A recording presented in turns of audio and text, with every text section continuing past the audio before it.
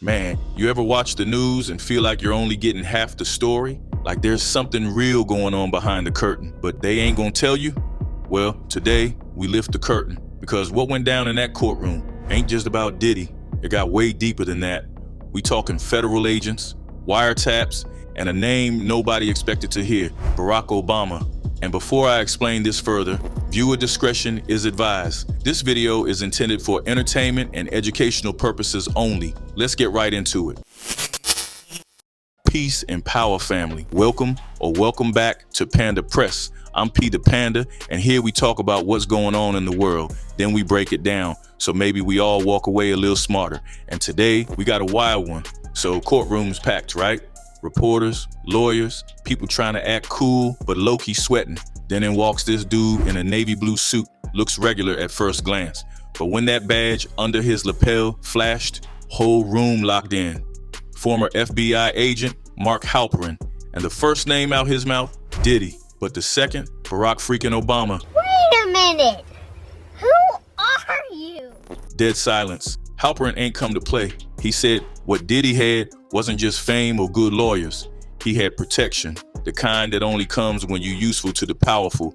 Now pause right there. You already know how this industry works. Smoke and mirrors.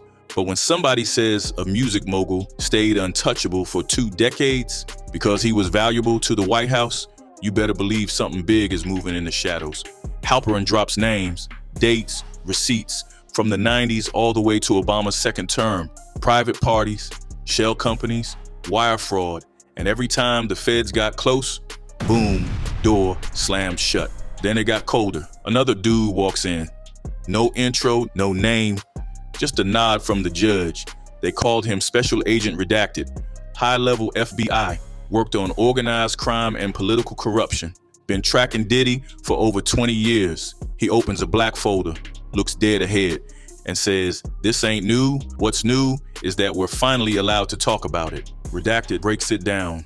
FBI had eyes on Diddy since the late 90s. They saw shady finances, weird parties, links overseas.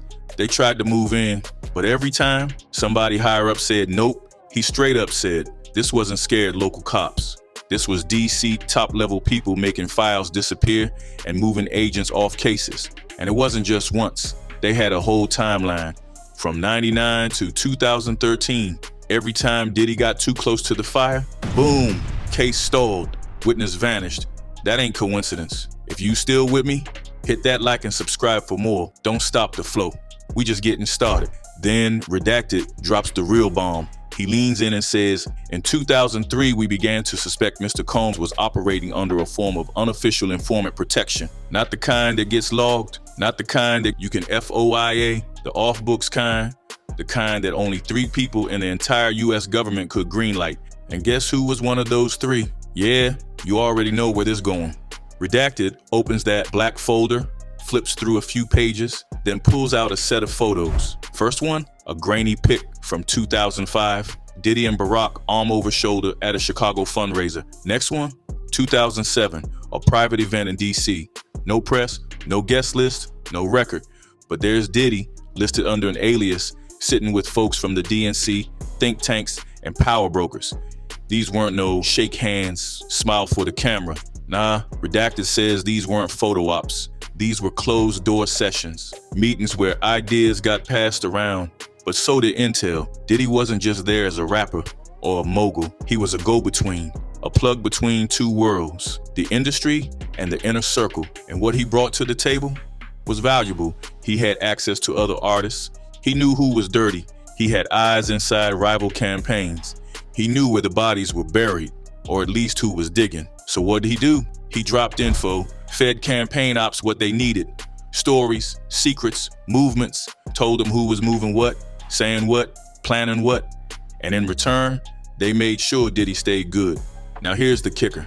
This ain't just some theory. The prosecution handed over receipts, travel logs matching Diddy's known movements with major campaign stops, redacted memos, even an email chain that referenced a cultural liaison, a role Diddy allegedly filled for the party, helping them connect with youth, media, and the entertainment circuit. But it wasn't charity, it was chess. He gave them reach, and they gave him cover. So when the feds came knocking, someone upstairs told them, don't open that door. Now this is where the air got thick. Redacted says in 2009, right after Obama took office, they put in a wiretap request. They wanted to tap Diddy's line. He was talking to known traffickers. Money was moving through Bad Boys labels. But guess what?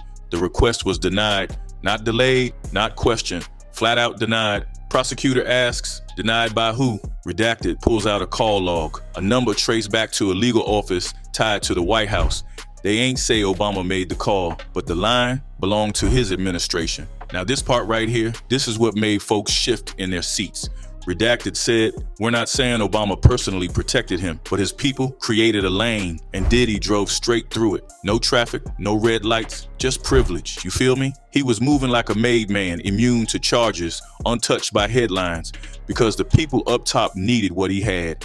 Now you think that was the climax, but nope. Agent holds up a final photo. High quality, private event, Diddy, Obama, Al Sharpton. No cameras, no press, just power. It was labeled a charity dinner, but the guest list? Arms dealers, CIA assets, TriStar, entertainment executives, even folks under sealed investigation. You ever hear about that in the news? Nah, but now it's evidence. Redacted leans in, says Diddy wasn't invited for fun. He was there to deliver street information, industry secrets, political dirt. In exchange, his sins were wiped clean. My disappointment is immeasurable. That's not rumor, that's courtroom testimony. And one juror literally dropped their pen. Then they bring up 2012, Miami sting, big bus, drugs, girls, offshore wires. One of Diddy's people caught red-handed. But within 48 hours, poof, the case vanished. How? One phone call from a Capitol Hill extension. No name, just one call. And the feds backed off. The kind of silence that money can't buy, but power can. Then came 2015. Diddy was moving. Haiti, Colombia, private islands. At first they thought vacation, but then foreign intel hit them with the truth. Yacht parties, underage girls, cartel-linked money. Some of the girls thought they were auditioning for American Idol. Holy Jesus. Man, that's when the jury stopped taking notes and just stared, like they were looking at something too big to explain.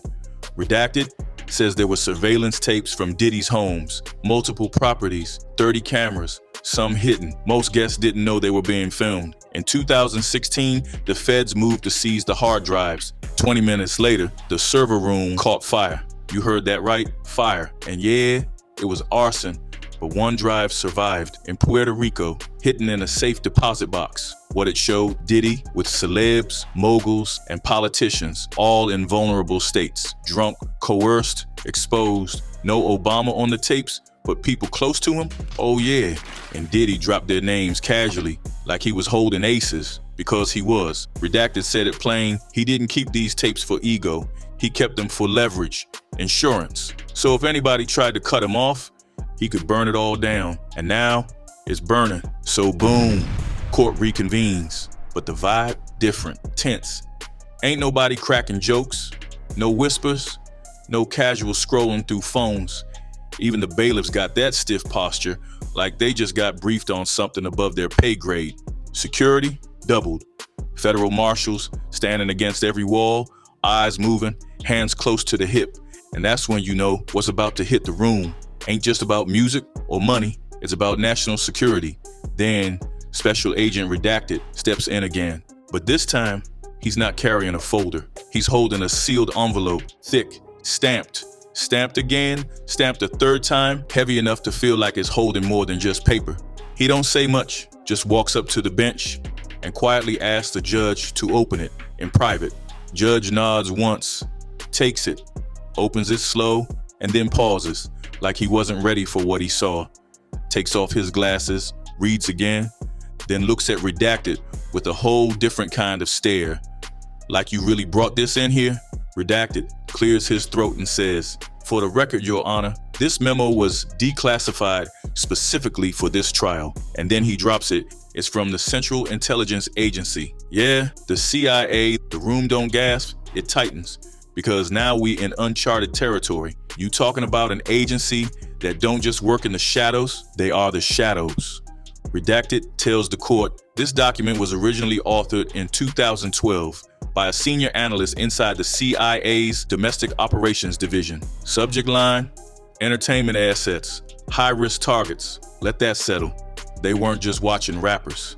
They were watching who rappers moved with, how they influenced culture, how they steered elections. And one of the top names flagged, Sean Diddy Combs. Not because he was loud, but because he was useful.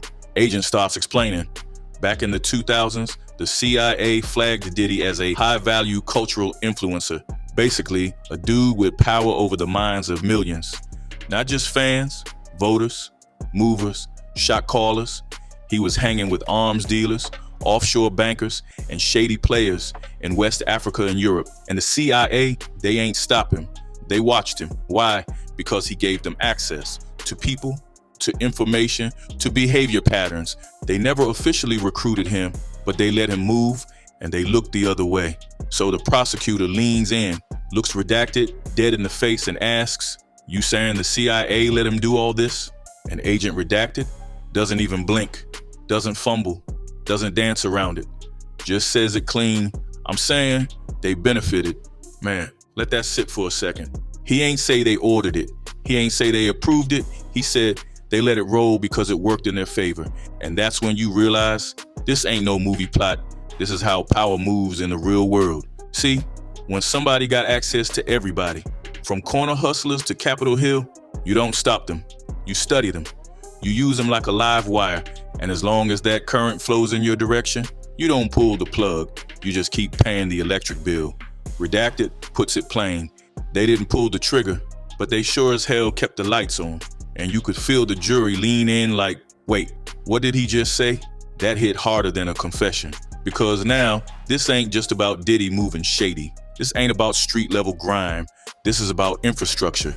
Diddy was allowed to build an empire, not in spite of his connections, but because of them.